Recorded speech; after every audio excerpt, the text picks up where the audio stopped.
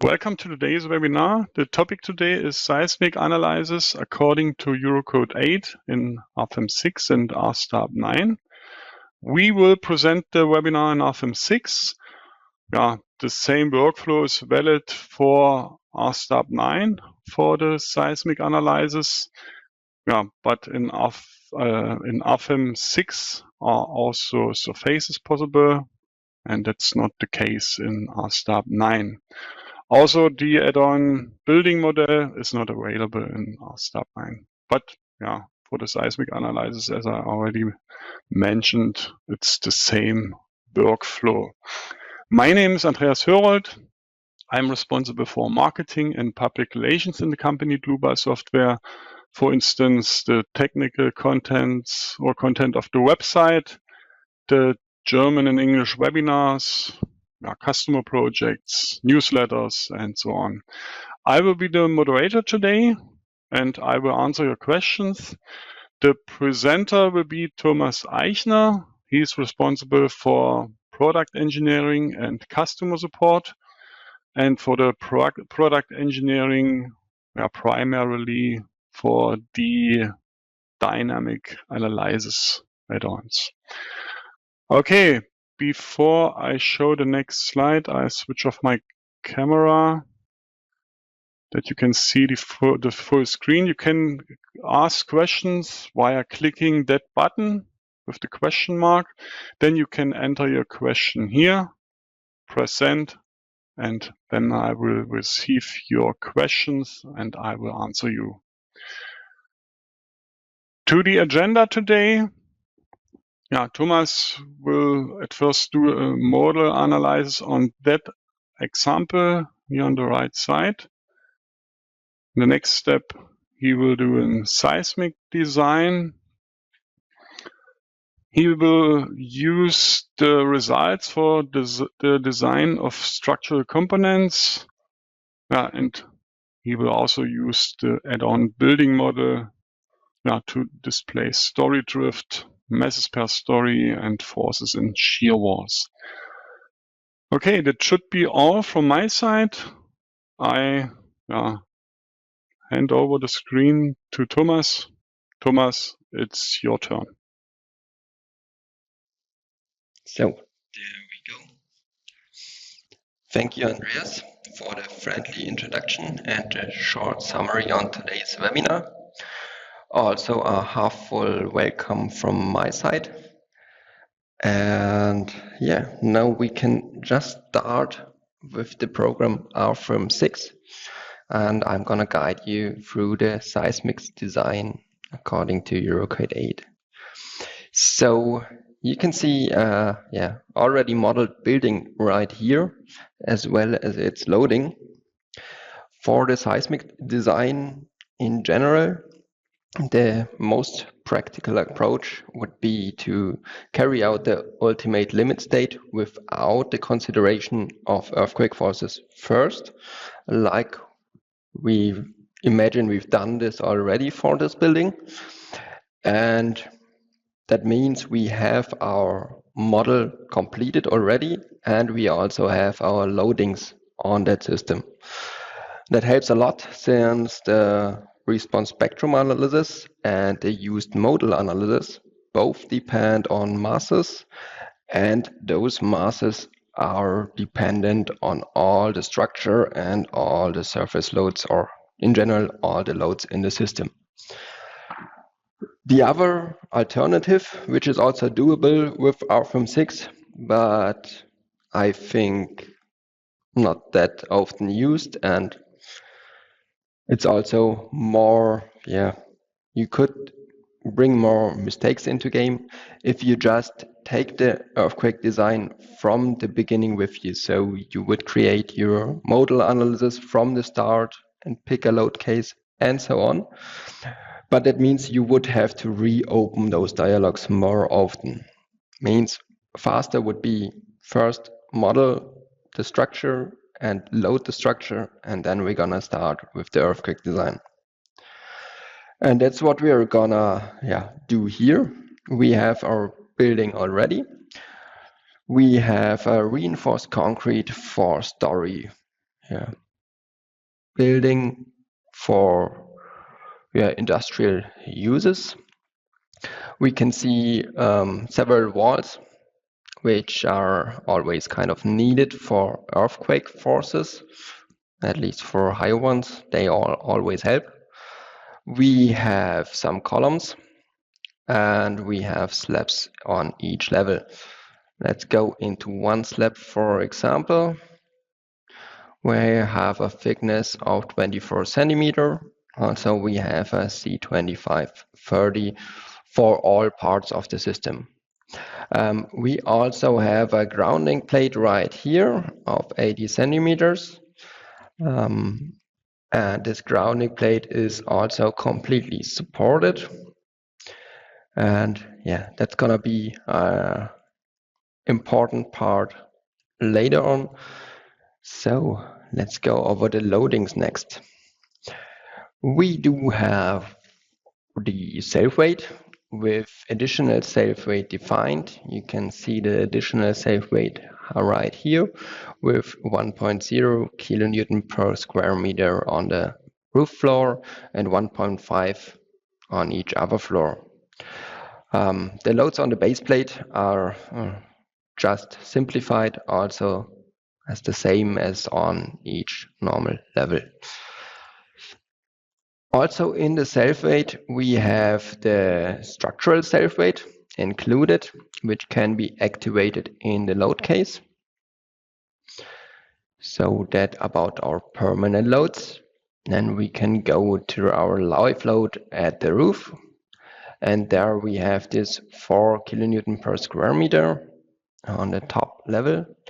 And we have our category A for the German Eurocode with 2 kilonewton per square meters on the other floors. And last but not least, we also have some snow loads, almost negligible, but we have them also included with 0.81 kilonewton per square meter. We didn't define any wind loads since today we will only investigate horizontal excitation due to earthquake and the seismic design. So now that we went through all our loading and all our system, we can go on and start the dynamic analysis. Therefore, we need to know RFEM 6. It has a base program where you can model your structure and apply the loading. Then we have several add-ons for those special analysis. And then we're gonna go here in this base data. This always also appears if you create a new model. So in this base data, we can go for the add-ons.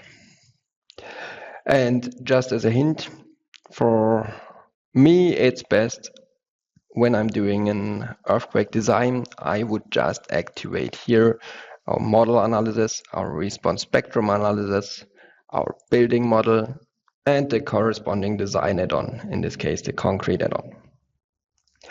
For our step-by-step show today, we will also apply those add-ons step by step. So let's start with the model analysis. And one special thing about the model analysis is that it's standard independent. Means we don't have to care about our standard here for the model analysis itself. So we can just apply the model analysis, and then we will see on this left-hand side that there is gonna be something added. And that's what we're gonna do. We press OK, and there it is, the model analysis settings. So we activated that add-on, and all the settings were included in our RFEM guided user interface. And with this, we could assume these model analysis settings, they are under load cases and combinations. Means I can go in here for the load cases and there we can initialize our model analysis. Means creating a new load case of type model analysis and then looking through all the options here. So let's start right away with our important masses only from load case or load combination. So within dynamic analysis, we also have the mass matrix in our system, in our calculation. Means we need to know what mass matrix will be there or what masses will appear in this mass matrix. And for the base knowledge of this matrix, we need to know a load case or a load combination, which we define here. And all the stuff inside this load case or load combination is then used for the masses in the model analysis. We're gonna go for the combination while doing the response spectrum analysis in quite a bit. But right now I just want to go for the standard model analysis. So here another thing, we can go into this model analysis settings and there are some further options. First, let's go on the eigenvalue method and how many eigenvalues should be calculated. Here we can define either we use the user-defined method, so we just prescribe the number of modes that needs to be calculated, or we have more automatic approaches here. This is freshly new. For example, this automatic to reach the effective modal mass factors. And with this option, you can define what effective modal mass you want to reach. And then it automatically calculates enough eigenforms to reach this modal mass factor. Exactly. Maybe just one hint on this automatic algorithm. The Langzor solver cannot solve it that way. For this problem, we would need to take the root of the characteristic polynomial. So, but no worries, even if you did some, let's say, did pick the wrong one here, there will be a hint before you close this dialog. And also we have this automatic to find the maximum natural frequency. And that's kind of self-explanatory, so we can switch again. For today, or for this first example, we're gonna go with this user-defined method, and we're gonna pick out 4 eigenforms with the Langzor solver. The next thing is the mass matrix. So in this previous dialog right here, we selected which load case or load combination is used as the base for this mass matrix. But here we can also define if a mass matrix should have entries in each degree of mass freedom, kind of. So for today's example, I want to investigate earthquakes in X and Y direction. Means I won't care about the mass entries in Z direction. I won't care about the mass entries in X and in Y direction. I will keep with the Z rotation though, because you never know if there could be some torsional modes as well. And the next point would be the type of the matrix. On one hand, we have this consistent mass matrix, which is the most exact way, and but it also costs a bit of computational effort here.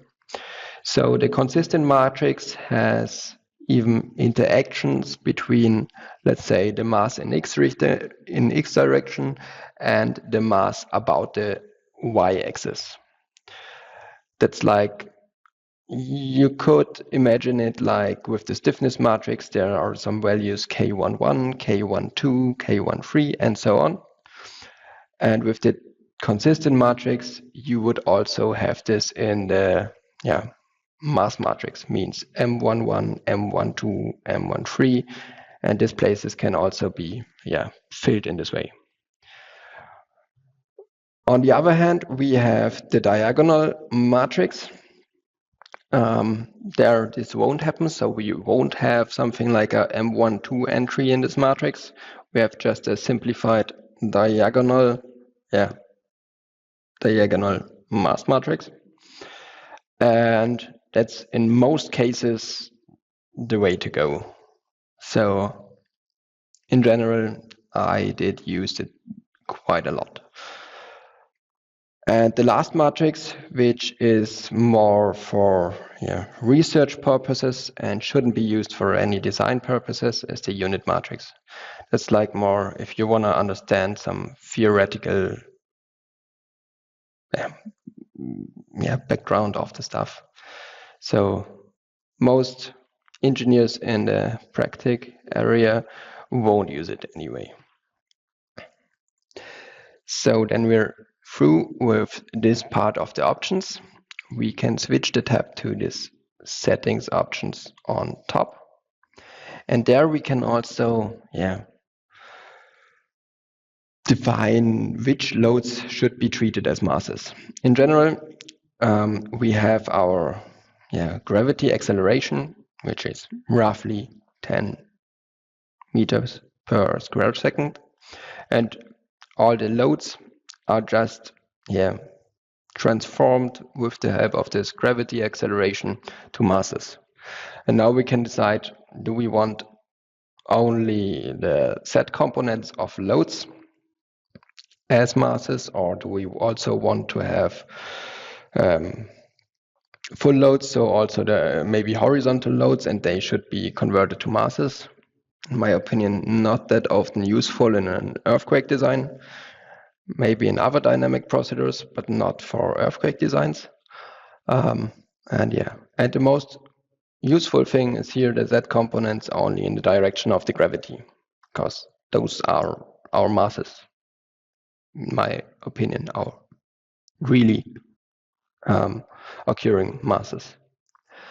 The next thing is we have here an option if you're gonna work with cables or membranes to use an initial strain to have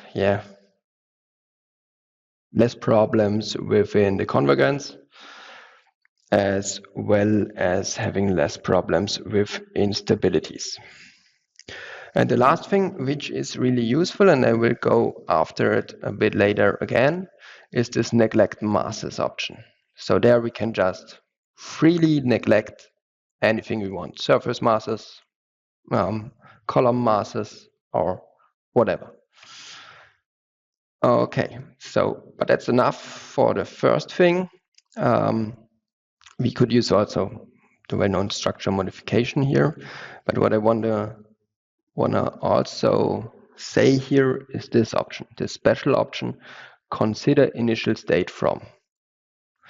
And this one can be used, well, it can be quite useful, since if we activate it, there will also be the geometrical stiffness matrix considered within the modal analysis.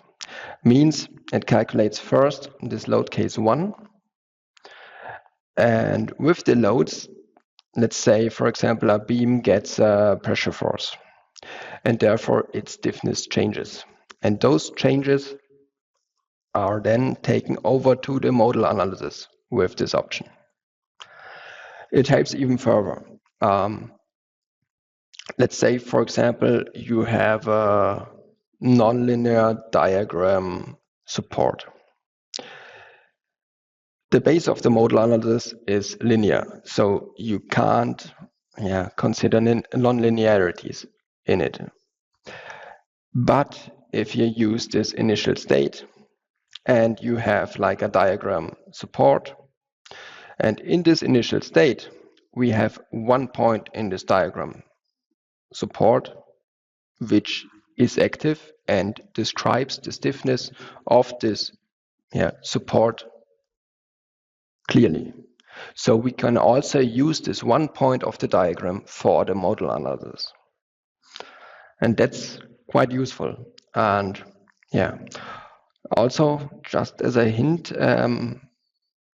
it's not for Germany, since there's some exclamation for it in the national annex, but in the Eurocode in general, there will be considerations on the p-delta effects. And one simplified approach for it is to use the geometrical stiffness matrix. And that's just as an side information. So this p-delta, this simplified p-delta effects, would be considered by just activating this, consider the initial form. Okay, so now we have our model analysis, we have everything set to go, and then we can go and calculate our model analysis.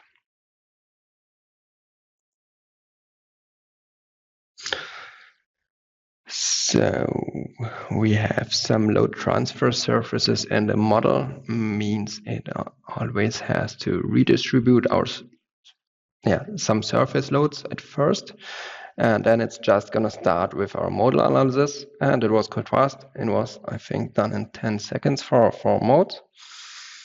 That's okay. And now we're ready to go and just look at our first mode. So let's see, we have here a displacement in the y direction. So I would say this is a dominant mode in the y direction.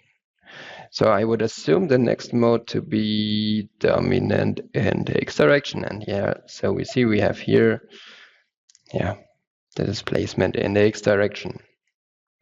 And the next ones, let's see, that looks like a torsional mode right here. So we have it here about the z-axis. So let's see, that's about the natural frequencies. We can also go into our effective modal masses. And there we go. We see here for the x direction, that was the second one. The y direction, it was the first one. We just have 40% of the mass participation in those directions. That's not enough, so we will go for that in a bit. And then I just wanted to know, okay, this third one is here, and we can see here this mass for about the z-axis. It's very high. That's why I know that's a torsional mode about the z-axis. So further, you can also see our participation factors on this next tab, as well as we can have the masses in the tables here. But new with RFEM 6, we also have the masses in the graphs. And so we have it defined in the x directions, in the y direction, and now we deactivate the z direction. So we won't have any masses in the z direction. Okay. Just maybe one last hint for the modal analysis. I mean, you have inserted here import masses only from node case and combination. What would also be possible, we can use additional mass. Means like in every load window, so we for nodal loads, for member loads, and so on, we can just select the load type mass and insert a mass here and just apply it to some node here. For example, this one, I applied it directly in our modal analysis, so it can be added there as well. And now we see them also with this bubble around.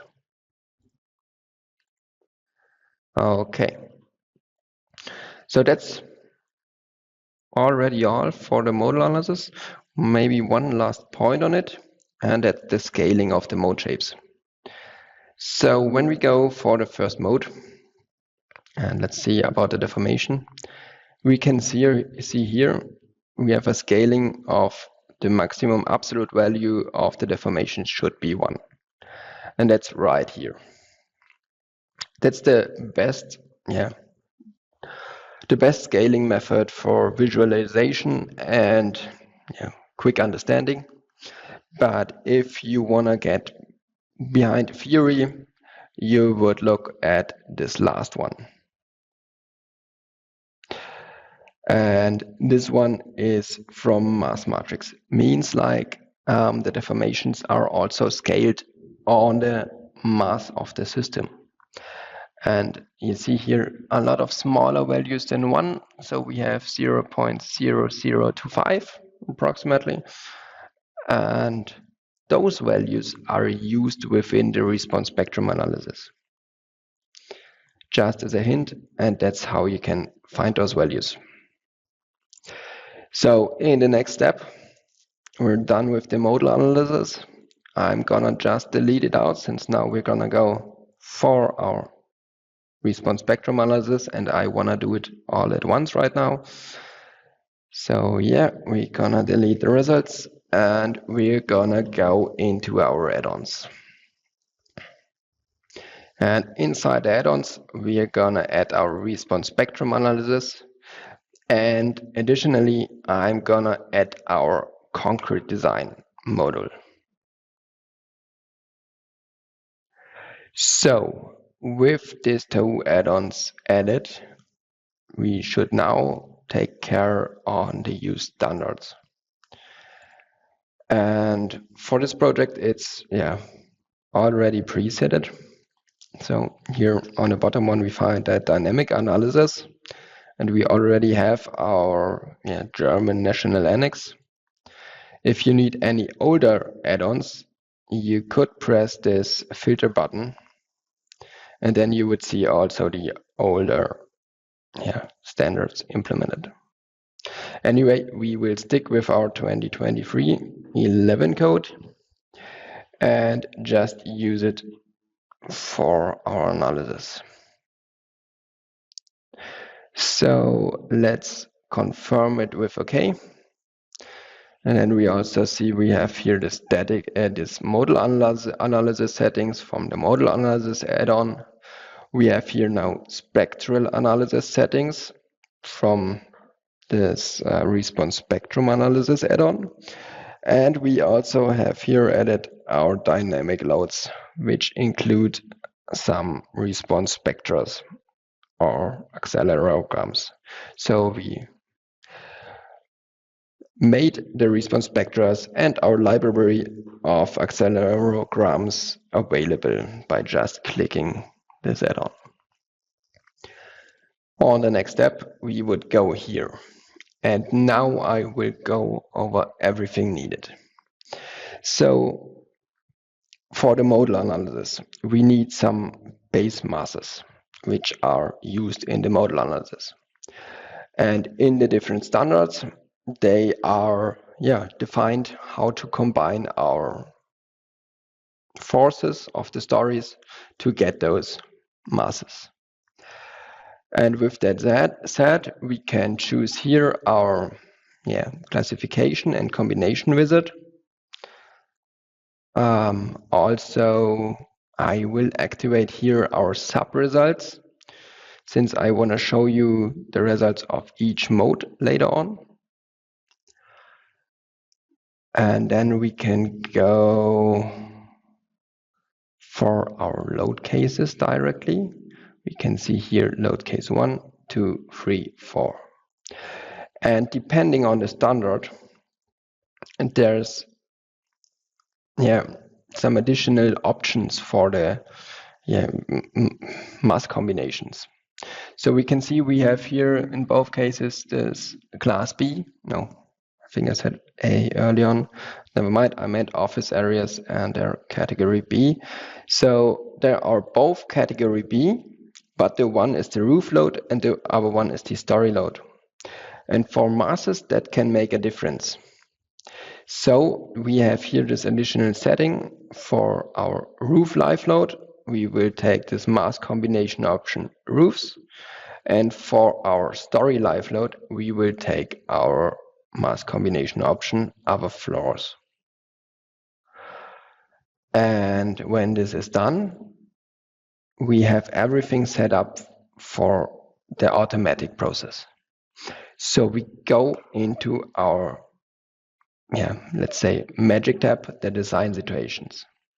And within those design situations, we will create a new seismic and mass combination. You can see it right here. We can also inspect the info button for the rule of combination here. And with this, it's already set up. We will use the standard combination wizard in this case. So it's gonna be second order analysis, load combinations. It's gonna be load combinations, They will be solved with the Newton-Raphson solver and so on.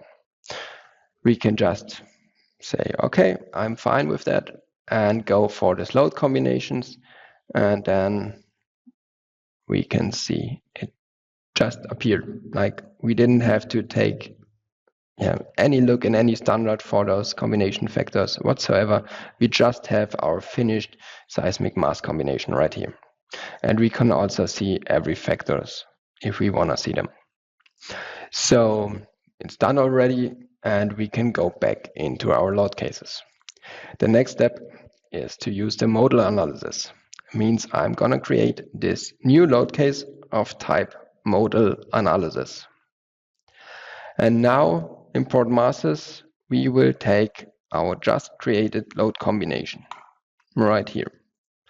And that's the way to go. And in the next step, we can think about our modes. So earlier in the program, we needed to think through it ourselves and adjust this mode number. Maybe it wasn't enough afterwards, and we had to iteratively kind of adjust this number of modes. For today, we will just use this very big help, this automatic reaching of the effective modal mass factors. We're gonna pick this 90%, and we're gonna set the solver method to the root of the characteristic polynomial.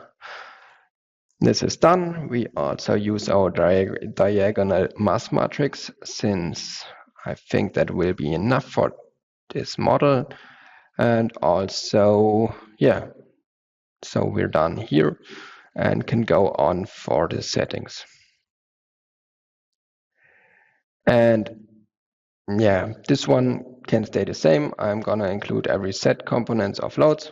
Anyways, I have only set loads in the program anyways, so it wouldn't really change anything to select something differently here. But now this one is really important. We have a base plate in our system, and this base plate is 800 millimeters thick.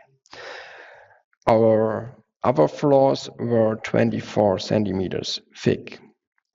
Means like the base plate has an enormous contribution to our mass of the system.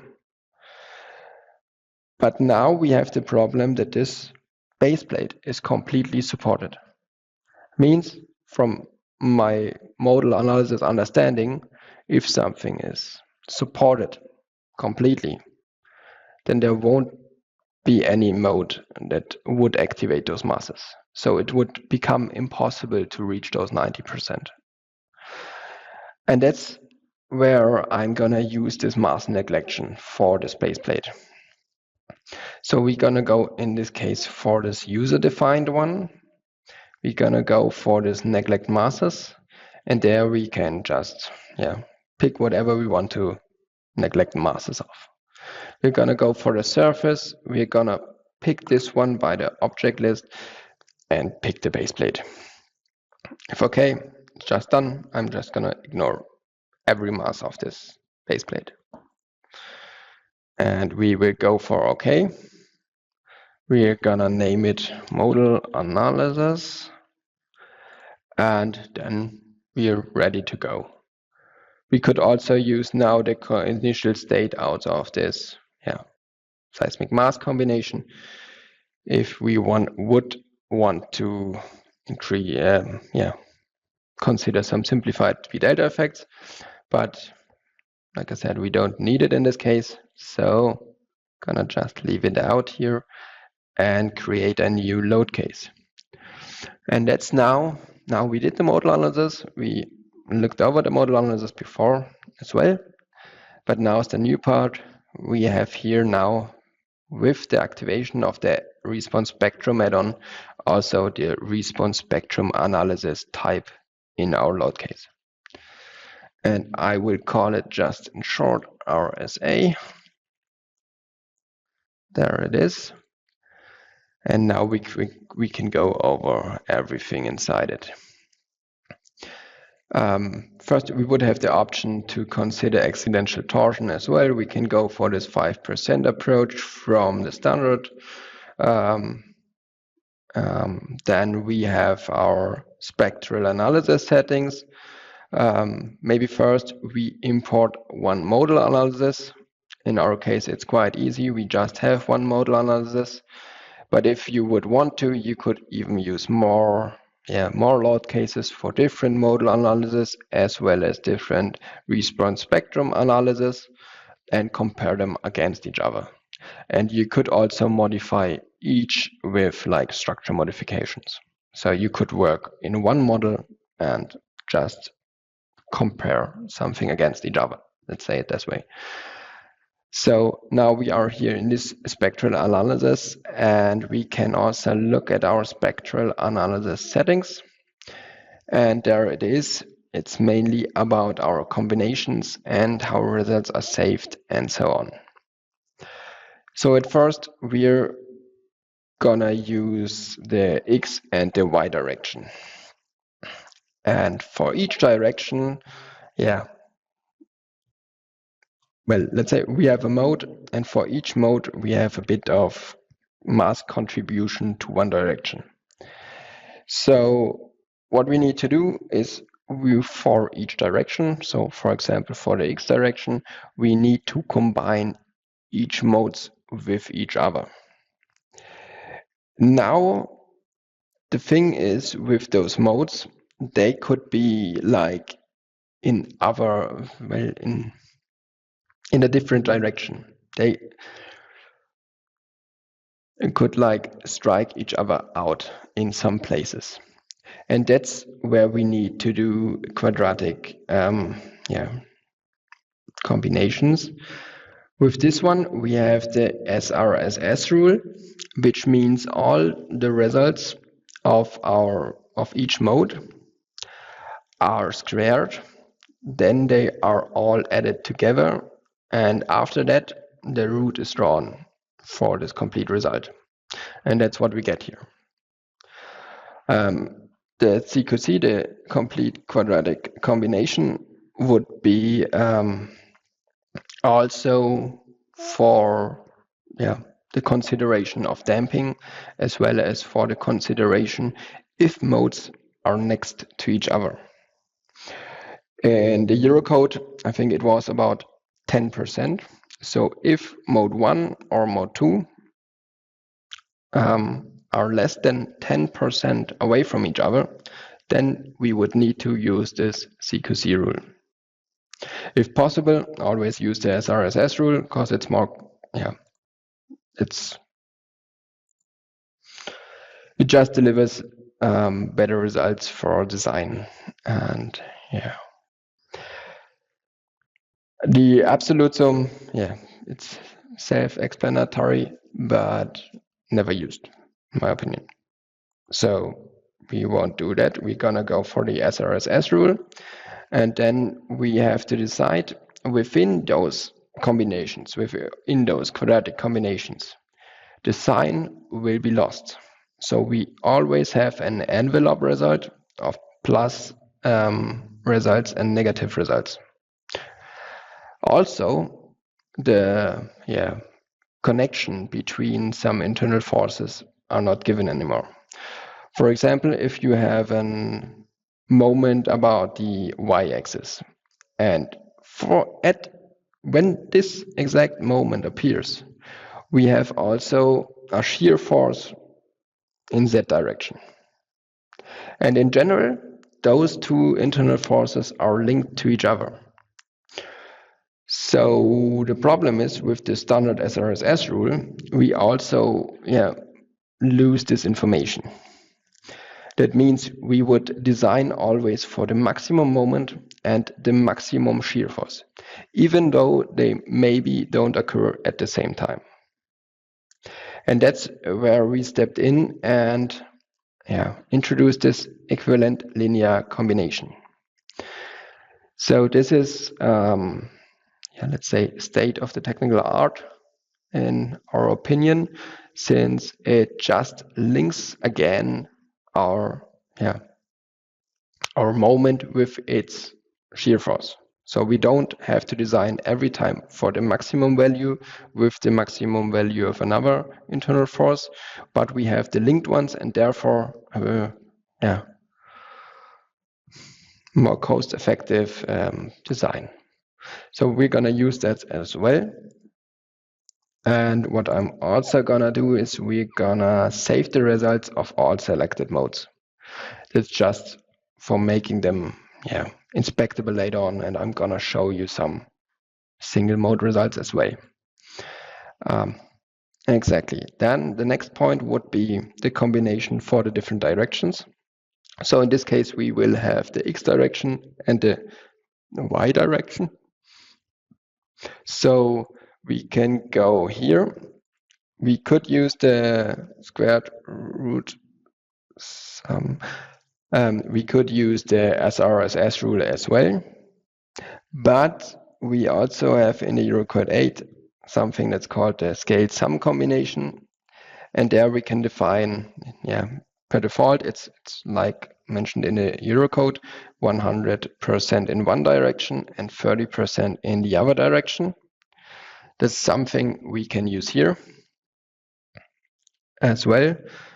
And if you have like a special project, it could be useful to change it to 40% or something, but that's dependent on the project and on the standard used. So we will go with this scale sum 130 and click OK. So we have this first tab done already, and we can go for our response spectrum. There we go. We're gonna go for the X and the Y direction. The same response spectrum is already used for both. And now let's see in our options how to get those response spectrums. Let's start with the simply user-defined one. Maybe just as a hint, if you have something from these other options and you switch to user-defined, it will also be switched to a table spectrum kind of, and you can also like im and export all those values as you like. So the user-defined kind of just easy. The same one with the G factor, which just means that the accelerations are inserted in dependency of the G factor. Then the next point would be to generate one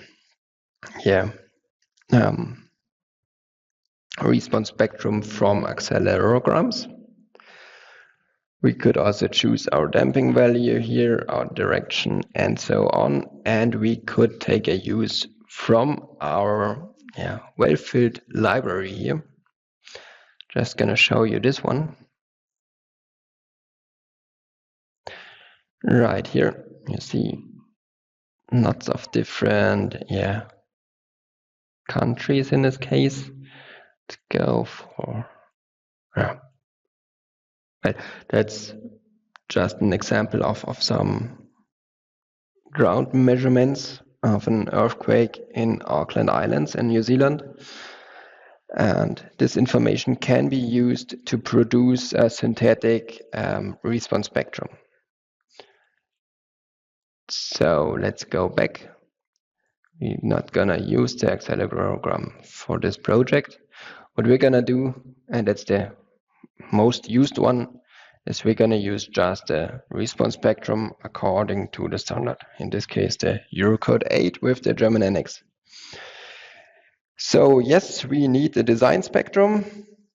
We need to pick a behavior factor. We're going to use the 1.5. I think it's limited to 1.5 in the German annex. And then we need to have some more values inserted here. So the 3 values we need here, the rest is automated, is the ground type, the importance class, and our reference peak ground acceleration.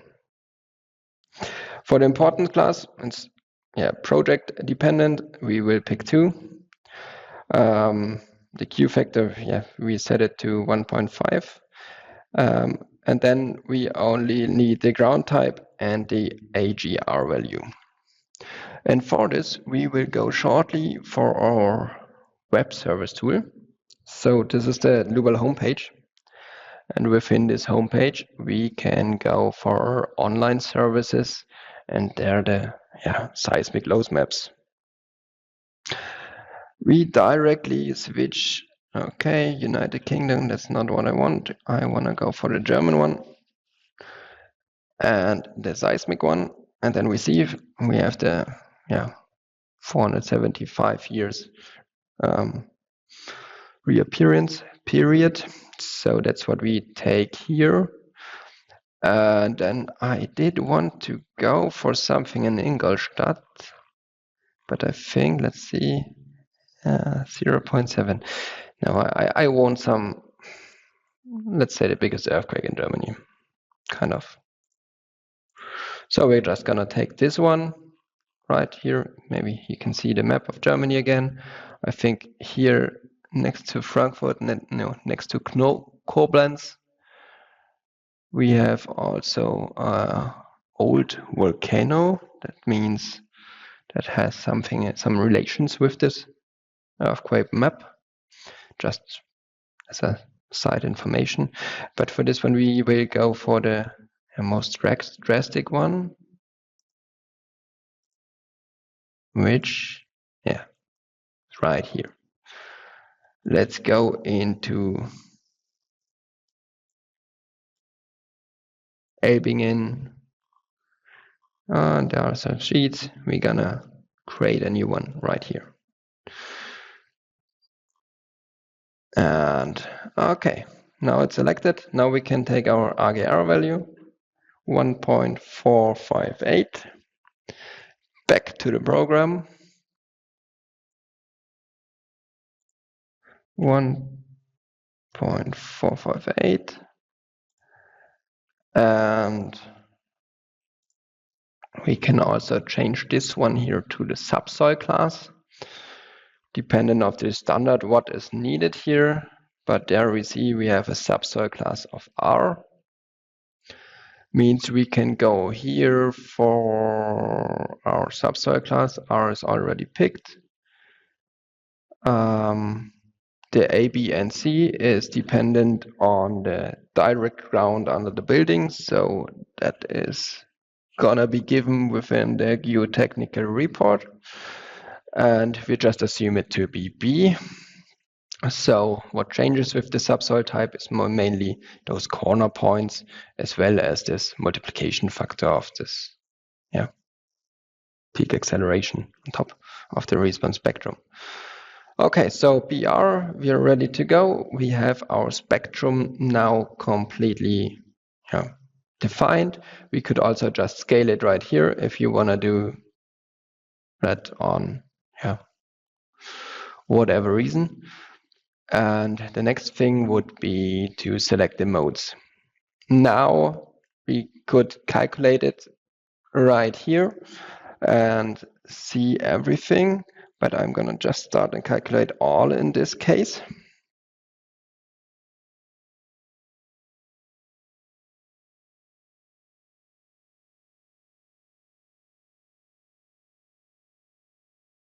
And then we're going to see something right in a second.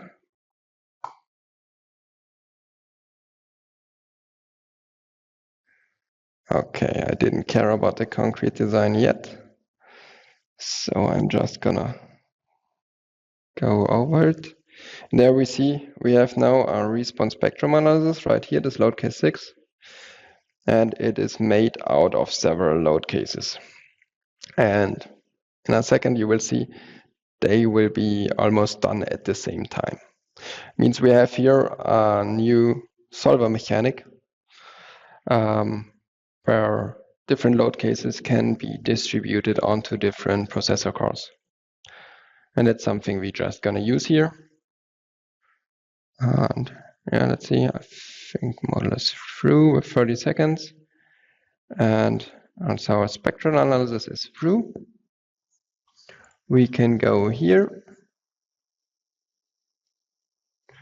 And yeah, we already have the result. Perfect.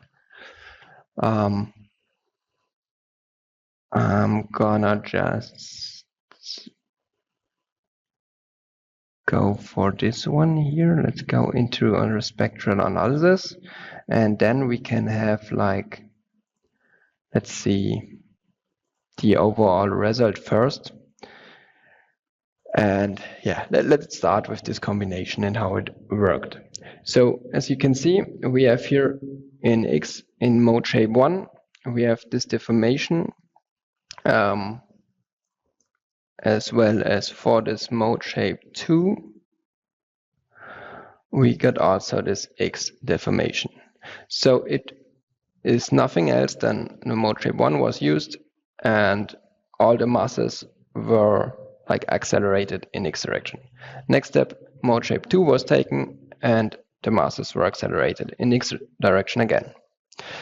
And now this X total, that's nothing else than the results X mode shape 1 squared plus X mode shape 2 squared, and so on. And in the end, the root is drawn out of the sum of those modes. That's how this X appears here. For this one, we have the 130 rule in both options. So we have one time 100% is X direction plus 30% of the Y direction, and vice versa. And the scale sums is nothing else than an envelope over those two top results. That means we have the worst results are just in our scale sum envelope. And that also means if we have enough mass participation, we just don't need to care about this bottom one anymore. We just use the scale sums envelope, and the rest, well, we don't really need it. So maybe just one hint. You could, of course, use it to understand the modal analysis and the response spectrum analysis. That's like the main reason for it. But okay, let's go for the scale sum envelope. We also have here like our results for each member as well as for each surface and node. That's well known in, I think, every static analysis as well. Just nothing big changed here. Just one more thing. If we go, for example, the normal forces Vy, and we see right here, let's go for the wired model. Exactly. And we have here our result in this case. Now, on our next step would be to use it in the design for our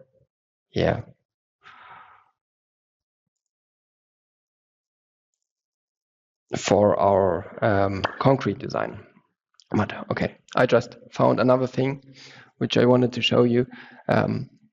We stay at the results for the internal forces, and we have here plus and minus. So that's what I meant with we would lose our signs of the internal forces. but they're both taken into account in the design. So that's quite well. And now we can go for the design. And that's something that was also enhanced with this design situations. We can just go for a new design situations of the type, in this case, ultimate limit state seismic. We're gonna also say it should be used for the concrete design. And now there's something important. We're gonna use the combination wizard again, but we can't use this load combinations wizard because we have an envelope of results and we can only combine them with other results. That means we need to create a new load combination rule here and just set it to result combinations. We can ignore the rest and go for it with the OK. Then we also gonna activate it for the concrete design and select this result combination wizard here. And then it's done. And now we can go into our result combinations and we see our result combination is created right here. We can go for this assignment and we can see now we have all our loads included as well as our scaled sum of the envelope result of the response spectrum analysis.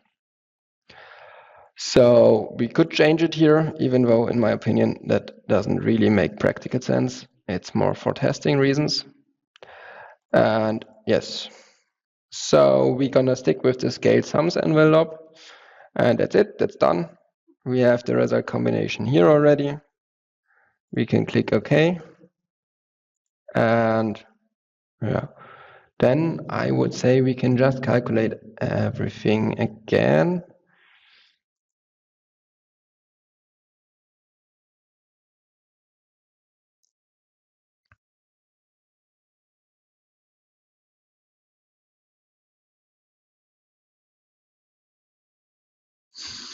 So let's see. Okay.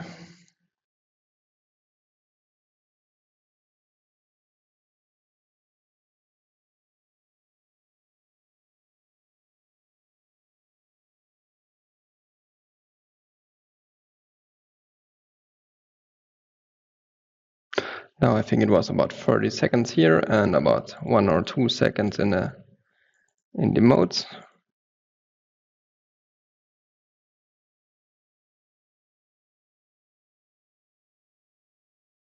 There it goes. So the concrete design. Well, I think there should be a warning again, but let's see. Oh, it worked out. And now we can go just for the concrete design. Let's see what I did there. I should have gone with the input data. Exactly, we have here the objects to design, just everything. Okay, it's a bit more than I wanted, but we can just go for only the results I wanted anyway. Let's go here. We're gonna take, for example, this member, and we will have, in this case, the shear resistance on this top side.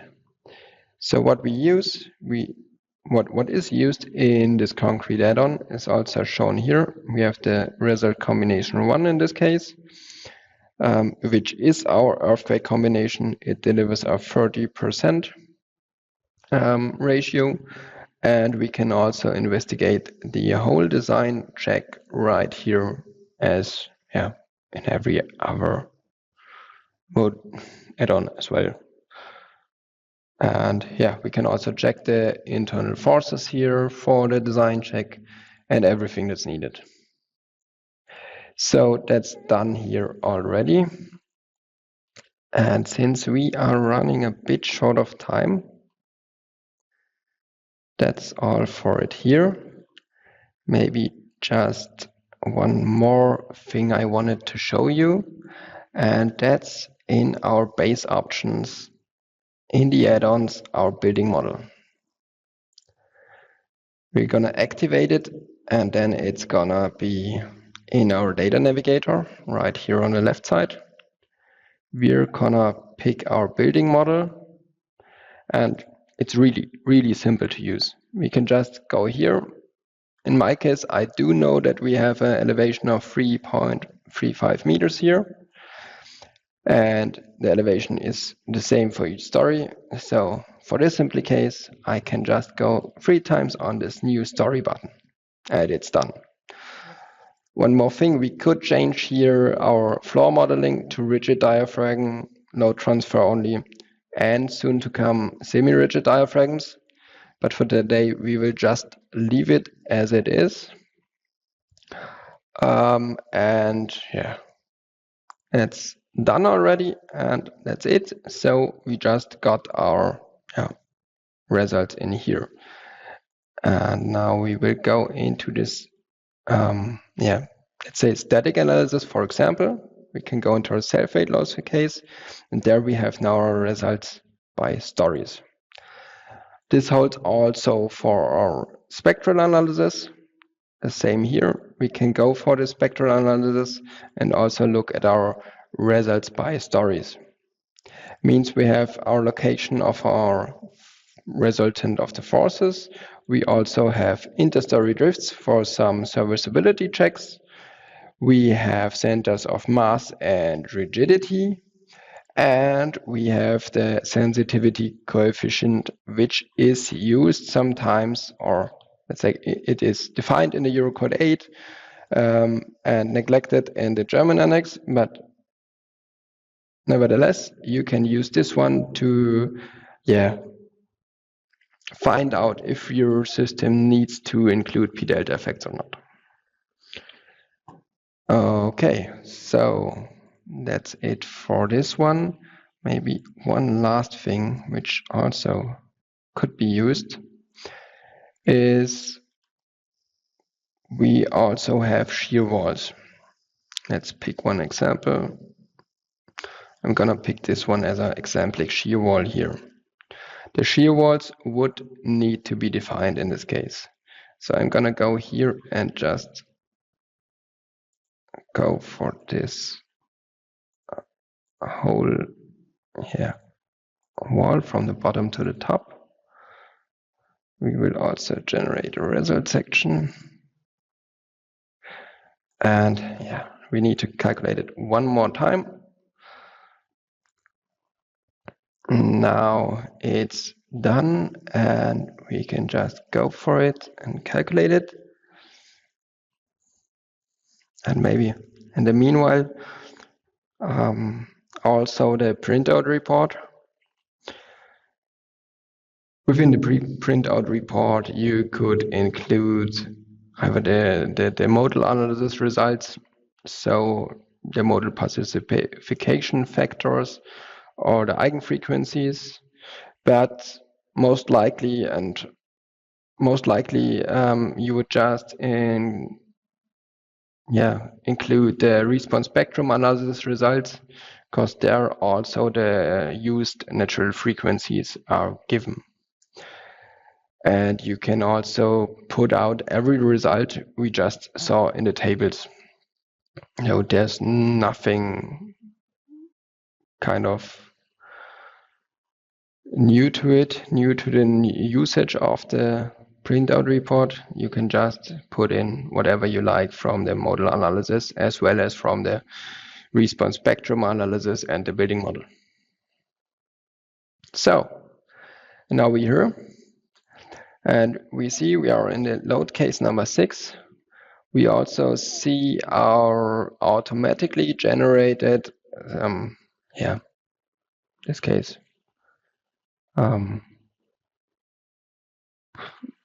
result section of this,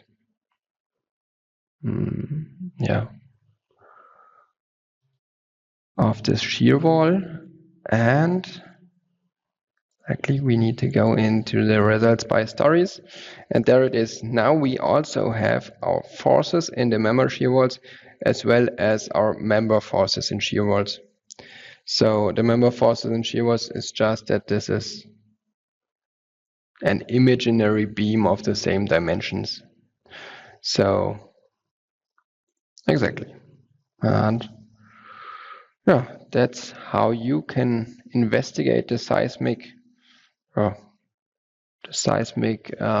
design within RFEM 6, and also go on some detailing with those shear walls and how to get the results by story. I hope you enjoyed this webinar, and I think that's all from my side. So thank you a lot for listening, and Andreas, you could take over again now. Okay, Thomas, thank you for your nice presentation. An additional hint from my side, you can book your free online appointment, such as a product demonstration for our main programs, RFEM, RSTAB, our wind, our section, and so on, or to the add-ons. Just contact our sales team via that link here, or you can also scan the QR code. Okay, then it should be also all from my side. I thank you for your attention. I thank Thomas for his presentation. Yeah, I hope we meet each other in a future webinar. Yeah, until then, bye-bye.